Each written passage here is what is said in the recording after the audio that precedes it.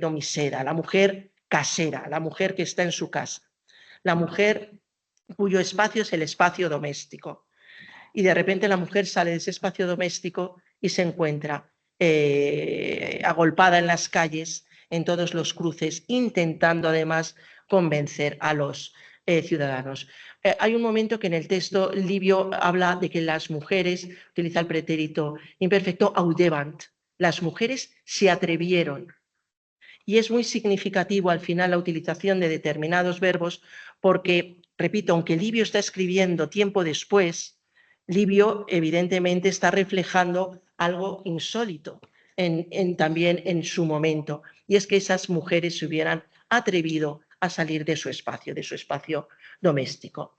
Y esta expresión que utiliza, esta frase que utiliza también Tito Livio cuando habla de una res parua, de una cosa pequeña, algo sin importancia, dice, no habría sido algo de lo que yo no me habría ocupado, dice, si no hubiera sido por el magnum certamen, por el debate tan grande que provocó en la sociedad. Es decir, al final, algo que no había importado cuando se aprobó la Lex Oppia, sobre lo que no había habido ningún debate, se había aceptado, en el momento de la derogación cambia todo y cambia en gran parte porque las mujeres se lanzan a la calle para intentar ese cambio.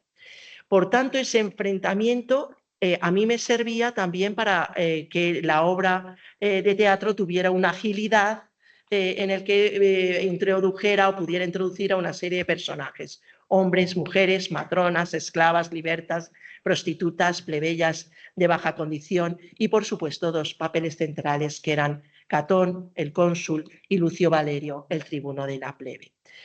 ¿De qué me valgo? Me valgo de las fuentes. En realidad, yo lo que creé fue un hilo conductor que ya me daba el propio relato histórico. Y lo que creo es un hilo conductor a través de las fuentes. He dicho antes, yo tenía mis fuentes en la cabeza, yo tenía todos esos textos en la cabeza, textos sobre mujeres, y los utilizo de manera anacrónica totalmente. Yo tan pronto en el texto en un determinado momento aparece Tácito, como puede aparecer Plauto, aparece un historiador, como puede aparecer un comediógrafo. Esto me permite jugar, o me permitió jugar mucho con los personajes. En ese enfrentamiento entre matronas y esclavas o prostitutas, hay un fragmento que recojo prácticamente de manera literal de Plauto, cuando hay dos prostitutas, perdón, que se están acicalando, ¿no? Y entonces dicen, uff, qué día más terrible llevo. Acabo de levantarme y estoy peinándome, lavándome, maquillándome, perfumándome. Y entonces al final dices, es una crítica a las matronas, que era a lo que se dedicaban muchísimo de ellas. Esto lo ha estudiado muy bien el profesor García Jurado, que conoce muy bien todo este lenguaje simbólico, ¿no? en Plauto en concreto. Bueno, pues estas son las fuentes. Y cuando yo me pongo a escribir la obra de teatro, Arístides y yo nos repartimos muy bien el trabajo, porque es que encima estábamos a cuatro manos, ¿no? ¿Y cómo lo hacemos? Entonces, yo me encargué de lo que fue el relato base, por así decir, y él escribe, porque él además ya había escrito también teatro, él escribe una parte muy interesante, que es sobre todo el acto segundo, que es el tratamiento de los esclavos, que él conocía muy bien, ¿no? Y él conoce, y esos diálogos entre esclavos son verdaderamente magníficos. Y él le da ese toque de filólogo que yo no tenía. Y entonces, al final, hemos trabajado los dos con la base sobre las fuentes, él más libremente que yo. Dos perlas, ¿no? La primera es del discurso recreado por Tito Livio y que pone en boca de Catón, cuando habla de que no se debe derogar la ley y que las mujeres no se deben salir con la suya. Dice, soltad las riendas a una naturaleza indisciplinada, a un animal indómito y esperad que ellas mismas pongan coto a su desenfreno. Realmente, si en esto se salen con la suya, ¿qué no intentarán? Esto está escrito por Livio, lo lleva a principios del siglo II a.C., pero ¿qué no intentarán, ¿no? Y el segundo, que yo es un texto al que le tengo un cariño especial, que he traído además aquí una traducción que me gusta especialmente, la de Mercedes González Zaba, que es de este Plauto de la comedia La olla de Soulularia, donde dice: hoy en día, donde quiera que vayas, ves más carruajes en las casas de ciudad que en el campo cuando vas a la finca. Pero todo esto es cosa de nada en comparación con cuando empiezan a pasarte las cuentas. Se presenta el de la limpieza de los vestidos, el bordador en oro, el joyero, el tejedor de lana, comerciantes de cenefas, camiseros, tintoreros de rojo, de violeta, de nogal, o los sastres de las túnicas de manga larga, o los perfumeros, los revendedores de lencería de lino y de zapatos, los zapateros de zapatos finos, los de sandalias se presentan los fabricantes de tejidos de malva, traen sus cuentas los de la limpieza de vestidos, los que los remiendan traen sus cuentas, se presentan los corseteros y junto con ellos los fabricantes de cinturones.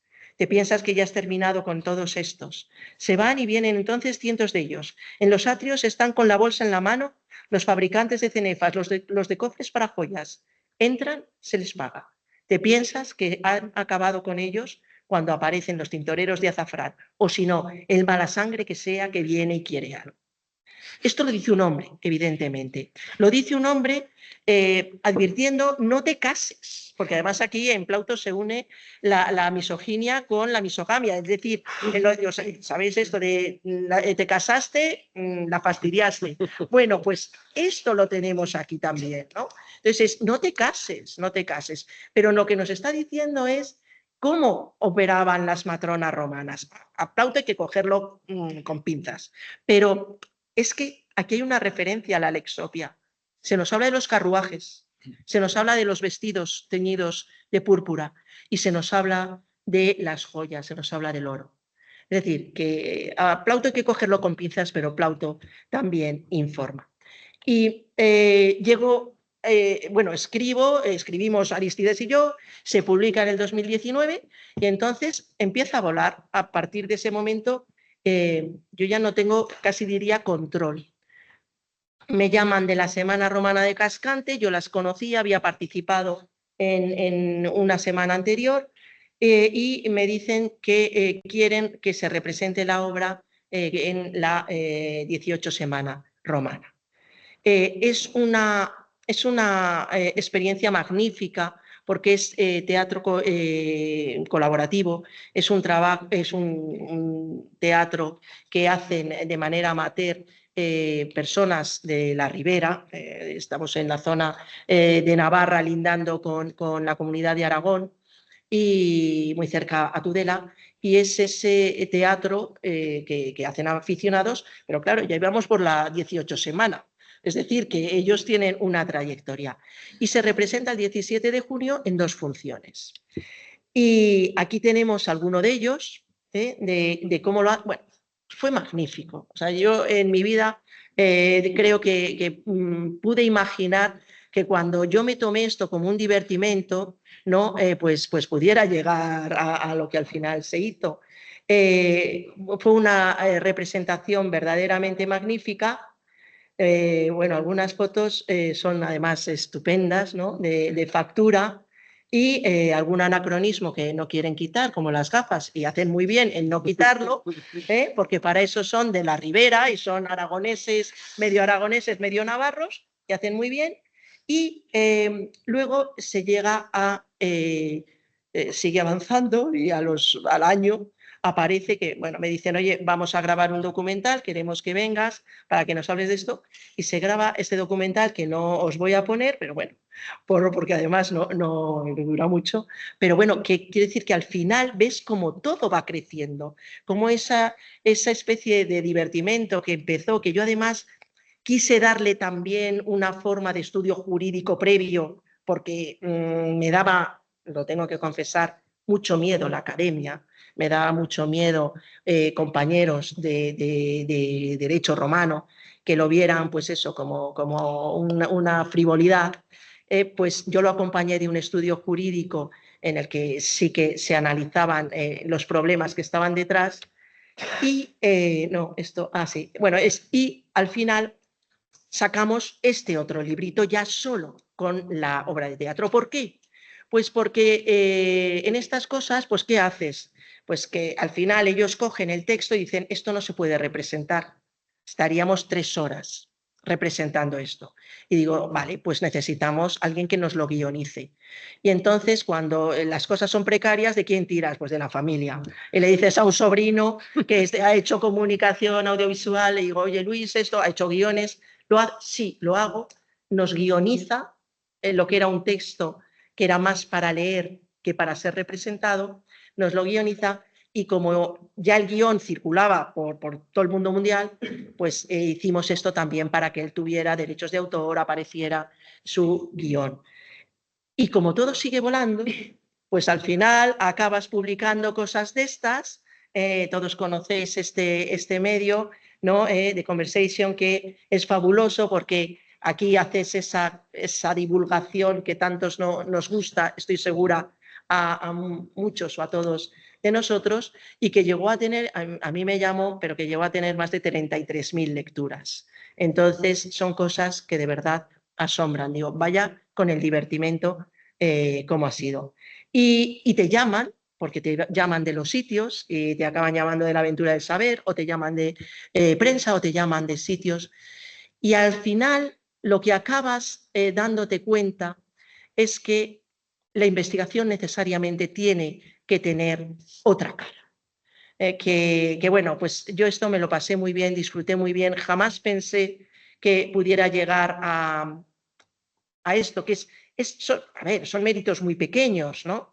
Pero son tan satisfactorios y sobre todo que yo creo que ese amor por la literatura, bueno, pues lo dejas ahí y dices, he hecho algo, ¿no? He hecho algo, aunque lo mío tenía muy poco mérito, ya digo, porque al final coger y coger a Plauto, o coger a Livio, o coger a Prudencio, coger a Catulo, que también está, y a intentar meterlo todo en esa coctelera de la que os hablaba antes y que salga algo bonito, pues es fácil, ¿no? Entonces, bueno, pues os traigo simplemente esta experiencia bueno, que creo que ha sido una forma también de acercar desde el terreno, ¿no? La investigación y darle otra vida. Así que nada más. Muchas gracias.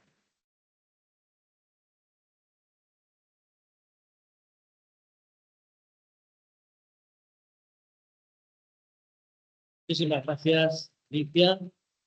Nada, seguimos en racha, me ponen facilísimo, ni siquiera han consumido todo el tiempo que teníamos previsto, así que extraordinario, yo he sobrado absolutamente, no he tenido que moderar nada.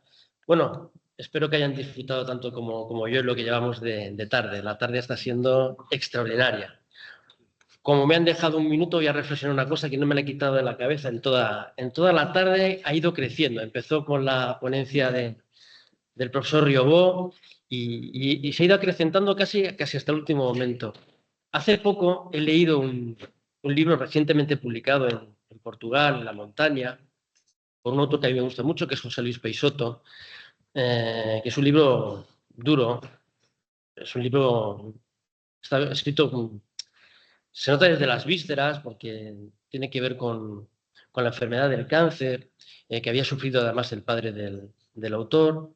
Y ahí aparece un término que yo me había encontrado alguna vez leyendo también a otro autor portugués que no tiene nada que ver, o poco tiene que ver con la literatura, que es un sociólogo portugués, que ahora no viene al caso, que hace referencia a un término de la filosofía africana. Antonio Albanese ha dado alguna referencia de Japón, de la filosofía clásica con Heráclito.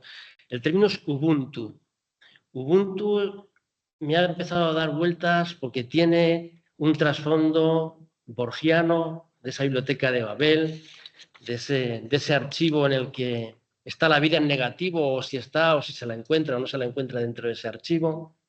Pero Ubuntu también, ahora cuando explique lo que significa, está en esa narrativa que Raquel nos ha contado, cómo le llamaba la atención cuando la víctima pasaba a ser sujeto de la narración y no solamente objeto directo de la misma o indirecto. Ubuntu también tiene que ver con eso. Ubuntu tiene que ver con lo que Antonio Albanese nos estaba contando a propósito de las condiciones sobrevenidas, como puede ser el caso de la pandemia, en la que él se ha explayado algo más, y también tiene que ver con toda la narrativa, con todo lo que nos ha estado contando Alicia en el último momento. Y tiene que ver con lo que a mí personalmente, y espero que por eso lo cuento, les esté pasando a todos ustedes también en la tarde de hoy, es lo que a mí me está pasando hoy. Ubuntu significa, la traducción al castellano más o menos, yo soy porque nosotros somos. El yo en buena parte de África no tiene conjugación. Es la primera persona en muchos dialectos africanos ni siquiera se conjuga. Esto lo cuenta muy bien Boaventura de Sousa Santos, que también ha estudiado estas cuestiones. Esta idea de la empatía, del estar con todos, ese ser, pero ser porque somos los demás, ser en los otros, es algo que me ha estado dando vueltas toda la tarde, ¿no? Yo estoy aquí gracias al profesor García Figueroa que me invitó a participar en esta cuestión. Es la primera vez que participo en un congreso de la asociación y la verdad es que estoy absolutamente encantado. Bueno, ya me he quedado a gusto y ahora viene el turno de las preguntas, por favor. Entonces, Martín, te agradecería muchísimo. Mira, hay manos por allí levantadas. Pues...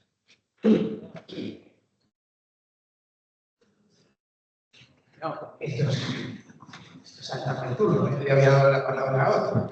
Pero bueno, moderador, lo siento. Nada, la comodidad yo creo que fue nada. La ley de la principio de proximidad. Raquel, me da la impresión que el género narrativo dentro de los textos en los procesos judiciales se ve sometido a una doble presión. Tú señalaste una, que es la presión del relato sirviendo como apoyo a una argumentación que va a terminar justificando un juicio subsuntivo. Vamos a tener que hacer cuadrar o no estas descripciones en las definiciones de nuestro lenguaje técnico. Pero también se ve sometido a una presión inversa, o desde otro sector, vamos a decirlo, no es inversa, es diferente naturaleza, que es la presión del elemento probatorio. El elemento probatorio funciona a lo largo del proceso como filtro en muchas de las afirmaciones que van a poder componer ese relato final. Y debe ser integrado en ese momento, y así como soporte para el relato. Así que el relato se ve sometido a una exigencia de soporte por el lado probatorio y a una proyección de subsunción en el futuro. Está claro que estos son elementos distintivos. Por eso te pregunto si el corpus de análisis no debería ampliarse para registrar estos dos extremos a la hora del análisis que te propongo. Claro. Claro que sí, es muy relevante. Lo que ocurre es que, y no he dicho nada y es verdad, ocurre es que esa es una parte del estudio de la narración que ha sido abordado por filósofos del derecho que ya nos han explicado, y de hecho aquí en Castilla-La Mancha hay una profesora que es Marina Garcés, que es particularmente buena al respecto. Entonces, la argumentación en materia de hechos ha sido trabajada y yo creo que se puede trabajar desde, o sea, sé que se trabaja desde el derecho con mucha mejor disposición que lo que se puede hacer desde la literatura, la narratología o cualquiera de las disciplinas que yo trabajo. Pero sin duda, claro, son las dos presiones, efectivamente. Sí, sí, sí. Así que, vaya, en algún momento he abordado puntualmente, pero cualquier cosa que diga, por ejemplo, Garcés o González Lagier en Alicante. Marina Gascón, eso. Sí, Garcés es lingüista. Marina Garcés. Es, desde luego, mejor de lo que pueda decir yo, claro. Gracias. Eso es lo mismo. Eso es sobre lo mismo. Así, bueno, mira, Martín. Es sobre lo mismo. Ya sé que nos volvemos a saltar la jerarquía de la sociedad. Bueno, es que yo creo que tú sí podrías decir mucho más de lo que dice Marina. ¿No funciona esto? Sí. Sí funciona. Yo creo que tú sí podrías decir mucho más de lo que dice Marina Gascón.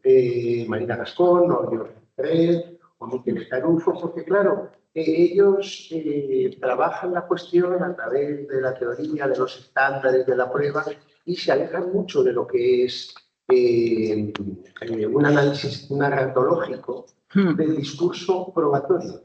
Yo que tienes ante ti un lector bastante, bastante completo de tu obra, especialmente tu excelente libro, el de Thomson Reuters, no me acuerdo ahora cómo es el título en concreto, pero bueno, sobre estos asuntos del análisis narratológico del corpus, yo eché en falta que no te metieras más en harina, porque yo creo que probar una cosa, que si con estándares de prueba, si la prueba persuasiva, que si... No, probar una cosa también tiene que ver con el discurso, porque cuando tú afirmas algo que ha pasado, lo afirmas hablando.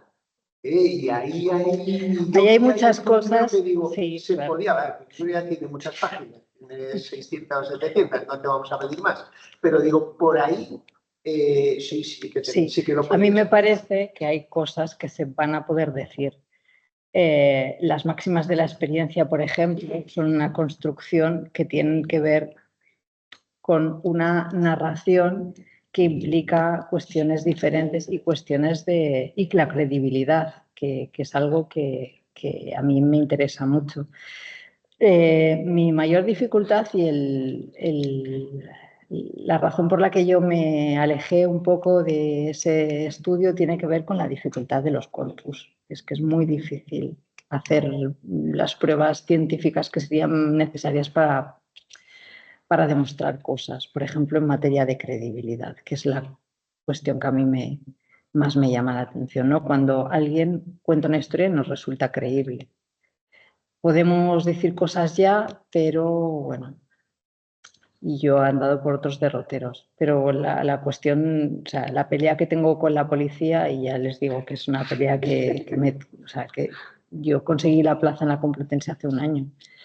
Y solo ahora empiezo a pensar que puedo empezar a ponerme en serio pidiendo que me dejen grabar, por ejemplo, en una comisaría, que es algo que, bueno, todo el mundo me dice, estás loca, no lo vas a conseguir nunca.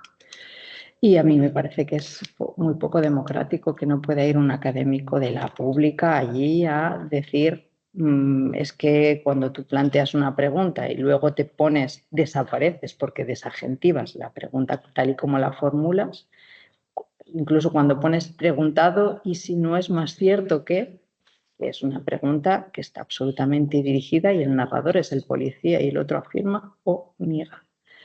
Eso no lo puedo decir por intuiciones. Entonces, para empezar, no pasa los estándares científicos de mi disciplina. Entonces, todo lo que yo diga, así porque lo intuyo, que es que el tío dijo droga, pero aquí he puesto es sustancia estupefaciente, ¿no? Por ejemplo, que siempre digo, o proceder a abandonar el domicilio cuando dice me fui de casa. Todo eso son suposiciones, no lo puedo.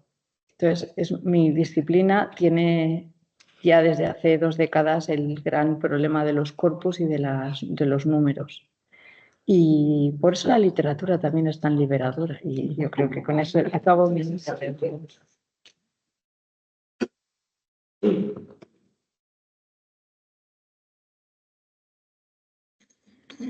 Bueno, en primer lugar quisiera felicitar a los 3 ponentes, 3 ponencias realmente activas, que ha cautivado todo el auditorio, lo cual no es nada fácil a estas horas.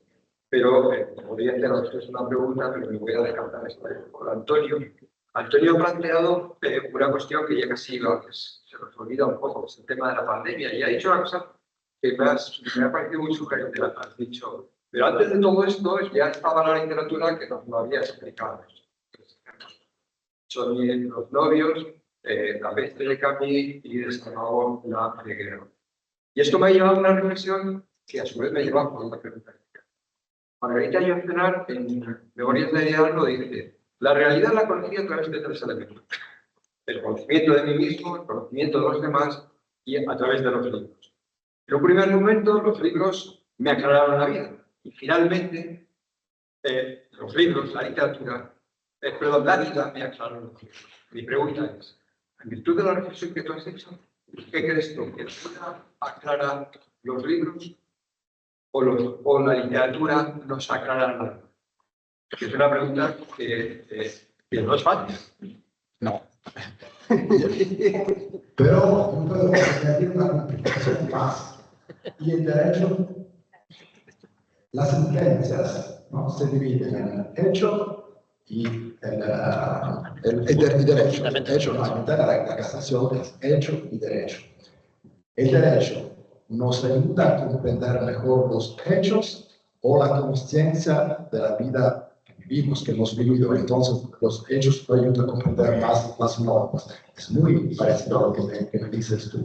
Yo creo que son muy, no son, como podemos decir, compartimentos estancos, ¿no?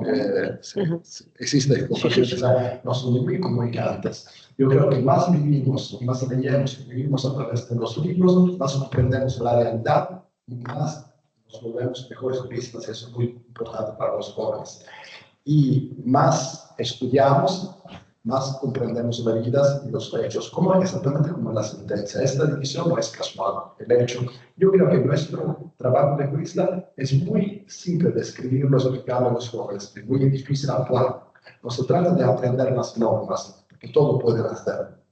Estudiar es suficiente. Se trata de comprender los hechos. Y una vez que comprendemos los hechos, a través de la vida que hemos vivido y a través de la vida de los demás que encontramos en los libros, podemos comprender mejor las normas y elegir la norma apta para resolver las soluciones, para dar la solución justa.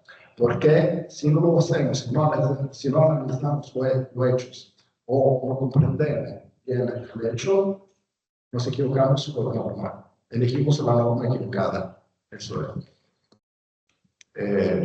¿Puedo añadir algo? Un ponente puede comentar con lo que decía Alfredo a la ponencia, que me ha gustado mucho de Alicia. ¿Tú crees que estás estufado o los jóvenes? Estamos hablando de momento también a la importancia de los hechos de la literatura, como decía Alfredo. Leen siempre menos, ¿no? Están siempre más lejos de la literatura. Lo que leen tiene, en Italia decimos una marcha en più, tiene una marcha más, ¿no? Pero son una minoridad. No se alejan de la misma manera del cine y creo tal vez del teatro, sobre todo cuando nosotros los ayudamos a ser protagonistas. Tienen que ser protagonistas. Entonces, ¿por qué decía eso una estafa? Porque yo también intento estafarlo por su bien. Porque donde no llego con la literatura, que es muy difícil hoy, intento un poquito con el teatro, tengo que hablar un poquito de eso, y con el cine también, o con las canciones también, con la música. Pero ellos no lo saben, por eso es pero es una manera para acercarlo también, porque cuando tú te apasionas al gran cine, te apasiona la gran literatura también. Es una otra forma, ¿no? Sí. Lo que sale de la puerta entra de la ventana. Sí. Es así, al final son vías de comunicación y efectivamente, o sea, entrar sobre todo y con los alumnos de una manera muy clara, ¿verdad? Hay muchas formas de entrar en el derecho y de ver el derecho muy claramente también a través del teatro y desde luego del cine. Ahora mismo un colega nuestro que se ha tenido que marchar, pero me ha dicho que mañana estará, sí, el catedrático de Derecho Constitucional tiene unas jornadas sobre derecho y cine. Y yo creo que también es un mundo apasionante para entender el derecho. Tenemos un poquitín menos de un cuarto de hora, entonces por favor pido que sean muy breves en las preguntas.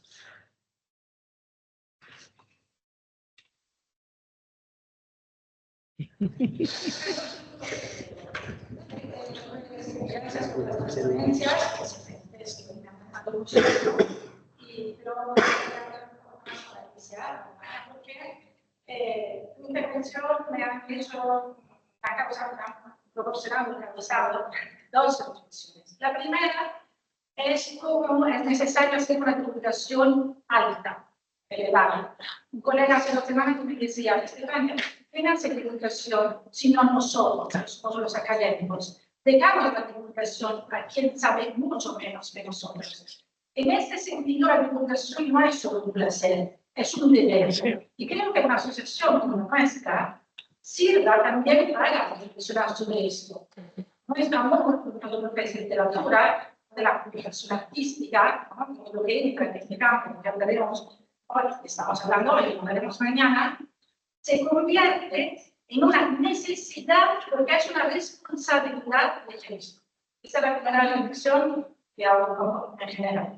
Y la segunda, porque me ha gustado muchísimo, no solo tu trabajo, sino también el trabajo filológicamente, muy relevante, que has hecho para llegar de divulgación, realmente porque, respecto a la derecho, ya yo estoy estudiando en realidad el mismo sistema y las mismas normas del mundo del magno griego arcaico.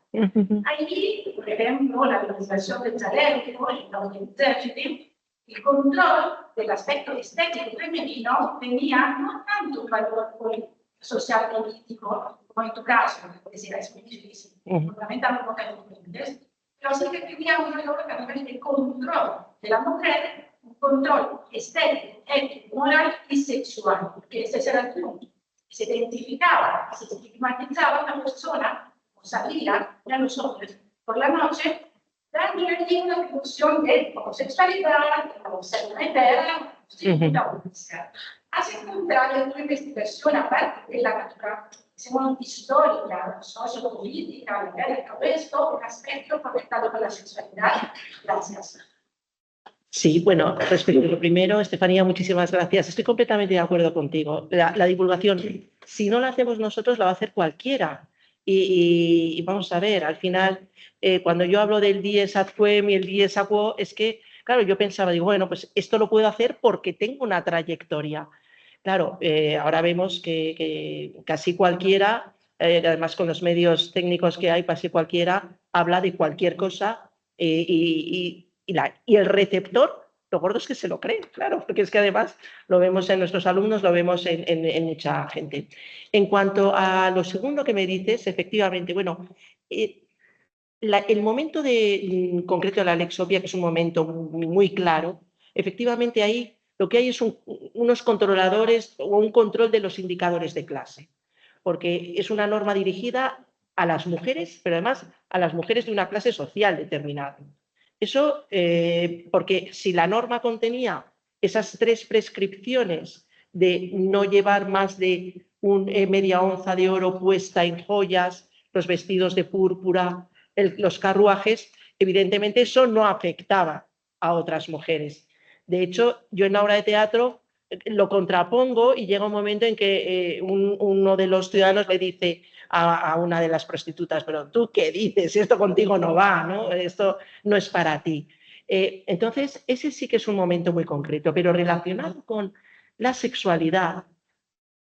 Yo ahora recuerdo un texto de Ovidio, que es, y bueno, y hay algún texto más también de Plauto, en alguna comedia, bueno, Plauto primero, Ovidio después, porque Ovidio también está a caballo del cambio de siglo, entonces en el que se dice, se habla de la belleza, del aspecto físico de las mujeres, del adorno, y Plauto remarca una idea que luego va a recoger Ovidio, aunque Ovidio la transforma en cierto modo, y es la idea de las mujeres viejas son las que necesitan adornarse, porque las mujeres, dice, basta con la honestidad, la idea de la honestidad, ¿no?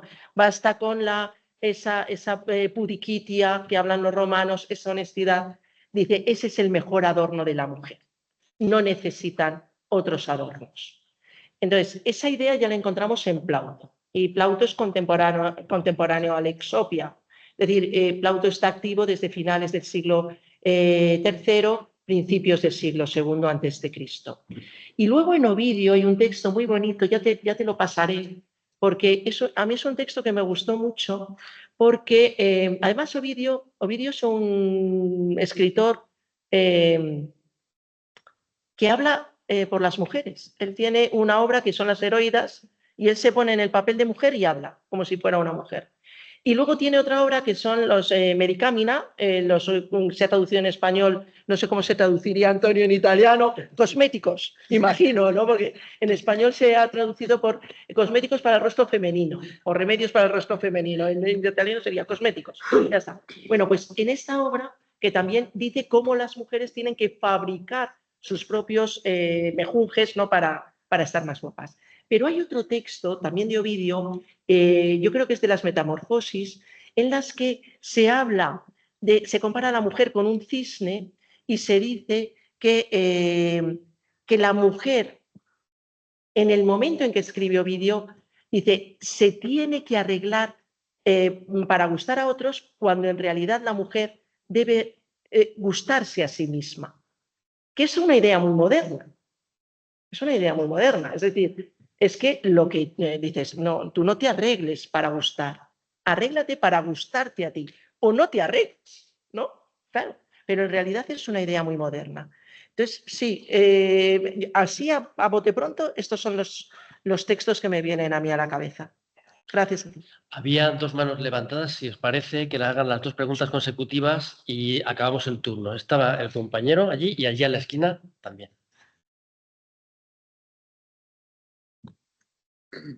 Hola, gracias a Alex. Raquel, quería hacerte un segundo, sí. Una pregunta.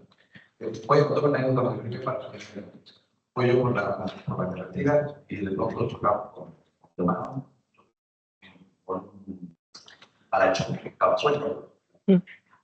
Y cuando le digo a mi hermano, llama a la policía, porque cuando nos detuvimos al final del puente, porque era cruzando un puente, vi tres equipos ahí. Digo, esto es raro. A lo mejor lo han puesto para que alguien se pare aquí y asaltar. Esto sucedía en Chile hace 25 años. Yo ya había empezado a estudiar mucho. Llama a mi hermano a la policía y le dice, tocar lo mismo que acabo de decir. Y empieza una serie de preguntas, ¿no? ¿Pero cómo? Y el camión contestaba, no, no es para choque. Y el vehículo, no había, era el parachoques. Entonces yo le digo a mi hermano, dame el teléfono, que yo ya estaba iniciado, cuarto abajo derecho, iniciado en el lenguaje de este tipo, y le digo, circulando de norte a sur por la carretera panamericana, un vehículo que impactó con un objeto contundente dispuesto al parecer intencionalmente en la carretera, y cuando nos detuvimos en el destapado que contiguo al puente, observamos la presencia de tres sujetos sospechosos. Ante lo cual, tuvimos el lugar y decidimos llamar a la policía para dar parte de la situación. Muy bien, señor, enviamos un juez para ¿Por qué? ¿Por qué digo todo esto? Porque comparo todas las críticas que se pueden hacer a este lenguaje. No quiero parecer aquí un conservador de este lenguaje, es lo último que quiero. Pero sí que hay, cuando vemos que una cosa no funciona, que sería interesante cambiarla, que sería interesante entrar ahí a modificar. Me interesa siempre a mí ver, quizás en eso sí soy conservador, la lengua y que se pierde, ¿no?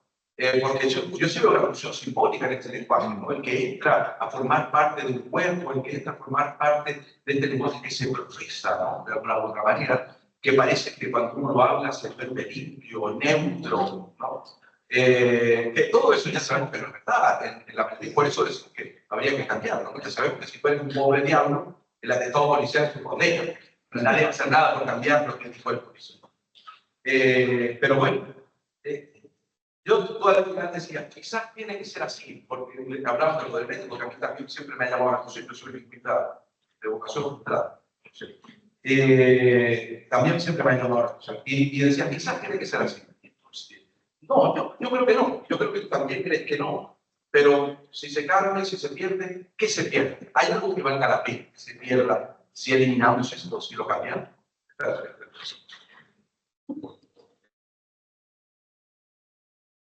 Yo quería en lugar de entrar a críticas, la conferencia inaugural, ¿no? Y a lo largo de la tarde, pues se ha ido formando, recuperando una idea que últimamente me preocupa mucho, ¿no? Que es, digamos, que es el mal de los turistas, yo creo que se expande también, que es el autismo, ¿no? Que nosotros tendemos a vivir en una realidad prefigurada, conformada desde hace mucho tiempo y está cambiando radicalmente. Nosotros ahora, por ejemplo, y los paradigmas jurídicos que han aparecido, las ideas fuerzas que han aparecido a la tarde son ha aparecido la prueba, ha aparecido el proceso, La ley, la autoridad que se manifiesta a través de la ley, pero yo quiero destacar también que a través de la ley se consigue una gran victoria, al menos con la ley de la moralidad, la cosa es en la humana, que es la igualdad. El proceso, como ahora destacamos bien Raquel, como búsqueda de la verdad. De esto, hoy en día, queda muy poco. Es decir, el proceso judicial en Estados Unidos, que tantas novelas ha rellenado, que tantas magníficas interpretaciones de actores en proceso judicial han depurado, que se siguen repitiendo películas y series que se centran en el proceso judicial anterior. No llega al 0,5% de los casos.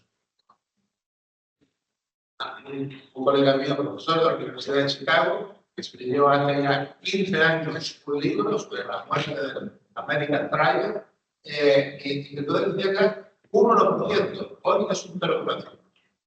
Entonces, ¿cómo se solucionan los casos?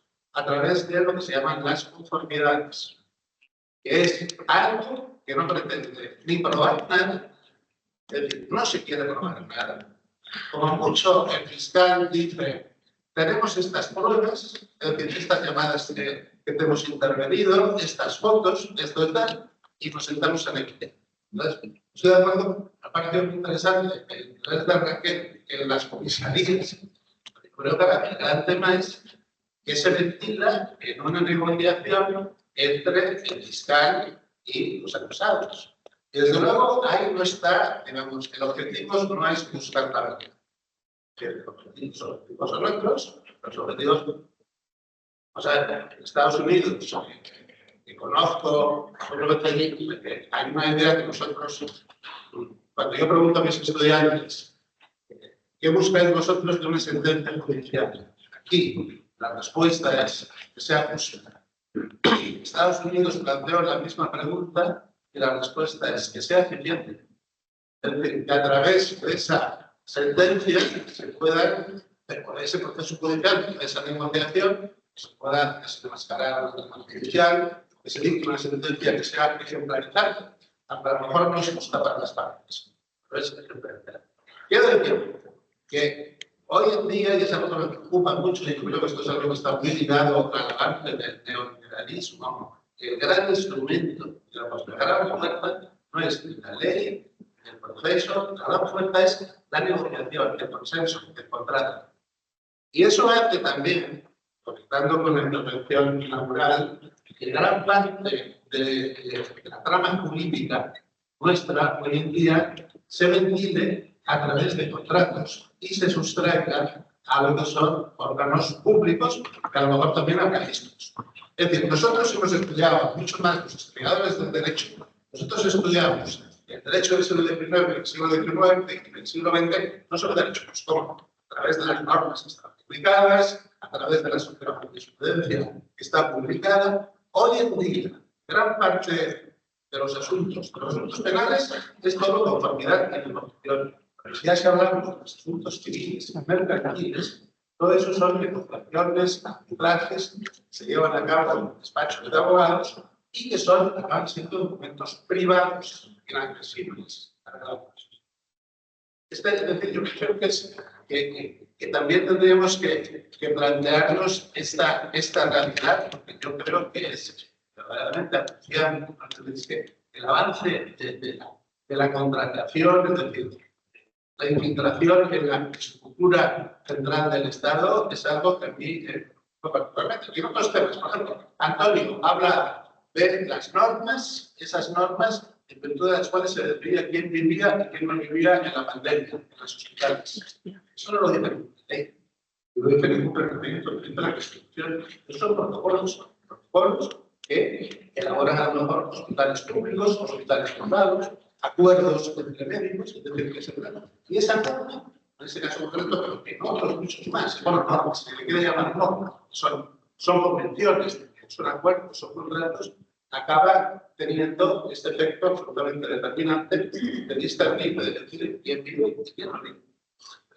Y hay un juicio, nada, es decir, es un acuerdo puramente privado entre dos áreas de los médicos que hasta el permiso. Y eso se está proyectando en muchísimos frentes de nuestra vida y de nuestra actividad. Simplemente quería hacer esta reflexión porque es algo que me preocupa y me ha llamado la atención, ¿no? Como afloran aquí esas ideas fuertes, la ley, el proceso. Obviamente estoy por ellas, son las grandes conquistas de la modernidad, creo que se están perdiendo marchas forzadas y yo creo que sin ninguna reacción crítica. Hay una mano aquí pedida, si son tan amables, de pasar el micrófono sin diagonal, hacia aquí, hacia el centro, por favor. Hacia abajo, hacia el centro. Gracias por la colaboración. Esta sería ya la última pregunta. Muchas gracias.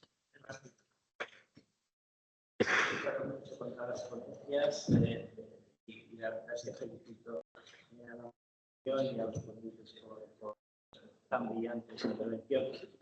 Solo un matiz, por las dos últimas intervenciones, no había pedido la palabra, pero a raíz de las últimas intervenciones sí que me gustaría hacer una pregunta, sobre todo a Raquel, que es, yo creo, la que nos ha suscitado a los juristas, ¿no? Desde el punto de vista de que queremos mejorar el lenguaje igual que en la literatura, nuestro trabajo, se me plantean dos. Yo he sido magistrado durante 7 años. En las deliberaciones, magistrado en la audiencia provincial. En las deliberaciones, en muchas ocasiones llegábamos, se nos asigna la ponencia de la sentencia a alguno de los 3 magistrados y expone los hechos, expone cuál podría ser la solución. Llegamos a un acuerdo para redactar la sentencia, nos retiramos a redactar la sentencia y han sido muchísimas las ocasiones en las que hemos tenido que volver a deliberar, tener que volver a decir, oye, es que esto me pongo a escribirlo y que no, que es que no es posible. Es curioso porque en nuestra cabeza, cuando deliberábamos y cuando lo estábamos expresando oralmente, nos parecía que era una solución perfecta, ideal, ajustada a derecho de manera escrupulosa. Pero luego te ponías a redactarlo y dices, a ver, voy a volver a revisar el vídeo revisamos las sentencias, que ya está, que partíamos además de una base, que era la sentencia de instancia. Y esto nos hacía reflexionar sobre que es verdad que el lenguaje, ¿no? Cuando tú te pones a redactar, sobre todo en ese margen de discrecionalidad que tiene la judicatura, en esa parte de apreciar las pruebas, de la posible verosimilitud, de la persuasión, y aquí sí que hay una parte en la que estoy de acuerdo, otra en la que no estoy de acuerdo, en la que se han pronunciado los testigos, las partes, y sobre todo cómo se formulan las preguntas. A veces es muy importante, ¿no? Y aquí es verdad que es determinante. Pongo un ejemplo que yo creo que es muy representativo. Hubo un debate en un momento determinado, sobre si en un congreso de derecho canónico sobre el tema del tabaco, curiosamente, ¿no? Y resulta que a los jesuitas les dejaron, a los jesuíticas les dejaban fumar y a los dominicos no. Y entonces, claro, los dominicos preguntaban, ¿y ustedes cómo han conseguido que les dejen fumar? Y, pues lo hemos pedido, nosotros lo hemos pedido, nos lo han mencionado. ¿Y cómo lo han pedido? ¿Cómo así? Pues hemos preguntado que si podíamos fumar, que si podemos fumar mientras dejamos. Muy mal formular. Nosotros lo hemos formulado, pero de otra manera, ¿no? Nosotros dejamos siempre, mientras fumamos podemos dejar.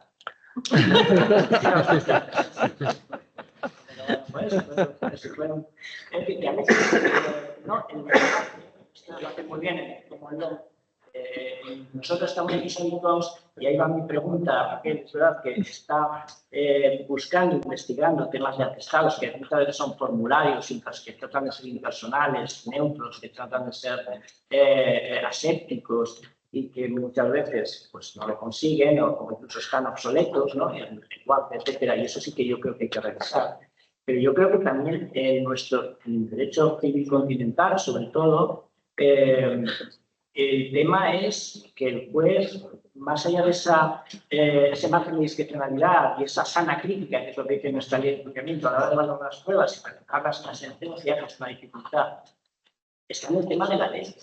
Porque la jurisprudencia nos cuenta del derecho el civil law en sí, es el common law, y no tenemos tanto margen de discrecionalidad como en el common law, y estamos sujetos a la ley. Y puedo asegurar que el legislador reciente es su forma de técnica legislativa, de redactar las leyes, a mi modo de ver, y puedo poner muchos ejemplos.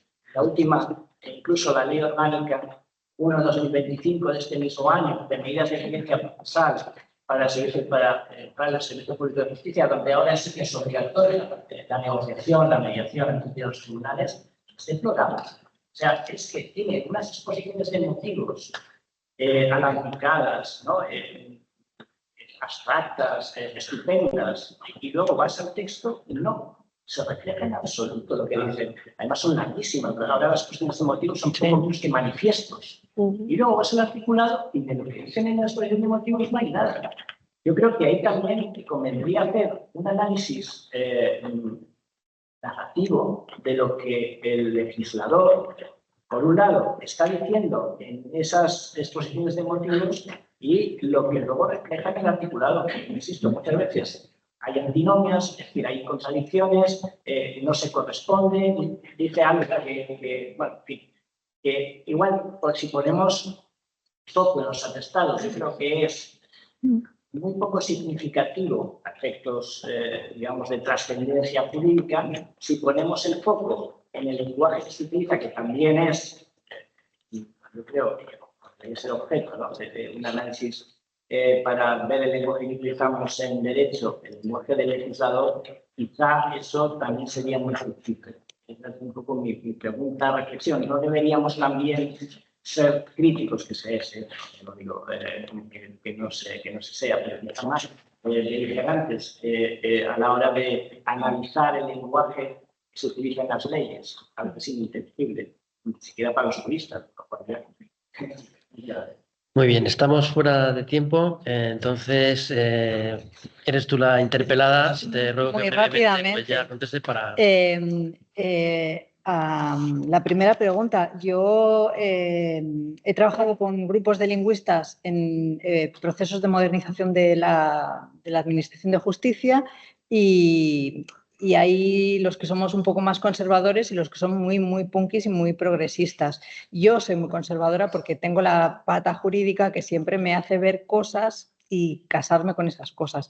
El ejemplo más claro, tuve una gran pelea cuando se aprobó el informe del Ministerio de Modernización de la Justicia por el debo condenar y condeno, que mis compañeros querían, bueno, eliminar, porque eso de debo condenar y condeno era redundante de todas y sobraba.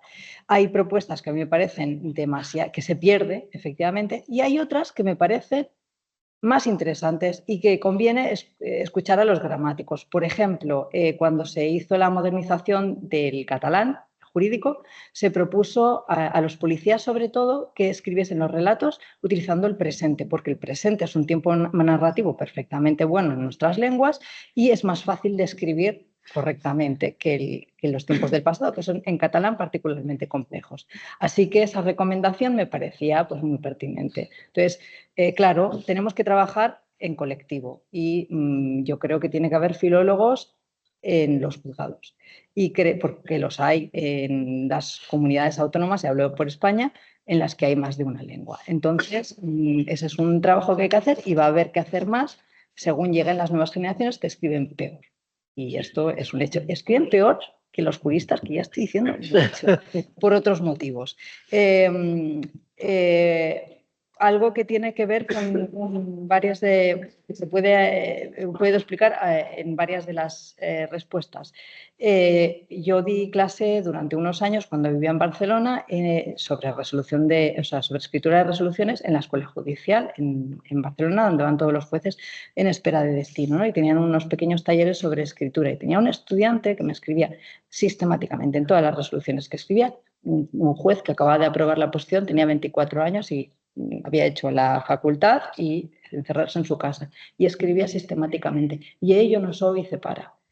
Y ya le dije un día, ¿no te das cuenta de que esto lees El País, lees El Mundo, no aparece? Y me dijo, ya, pero si no lo escribo no parezco juez.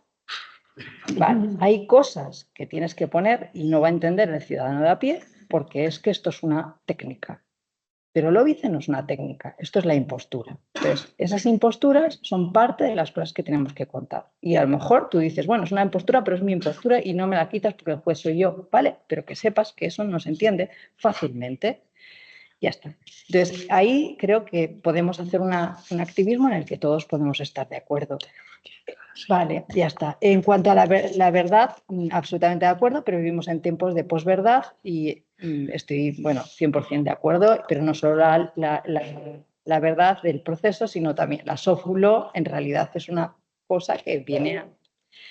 Y respecto a lo de los políticos, pues absolutamente. Y el porqué de los atentados, porque me permite abordar el tema de la credibilidad con pruebas. O sea, sé cuándo se cree o cuándo no se cree, porque cuando yo estoy, por ejemplo, viendo el testimonio al político de turno y uno me dice, yo no me lo creo, yo sí me lo creo, eso no lo puedo medir. Pero en el atestado sí puedo medir con el juez, por ejemplo, si con estos elementos lingüísticos ese relato ha resultado creíble.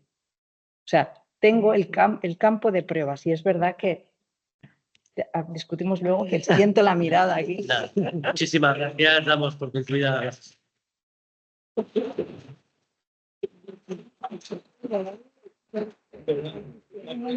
No, perdóname a mí. Lo sé. Sí, Raquel, oye. Además, me acordaba de algunos fragmentos de las instituciones de Gallo en los que estás viendo cómo se utiliza la mujer como objeto o cuando se quiere poner el foco en el sufrimiento. Y es así, lo es. Es que al final somos exactamente. Bueno, muy bien.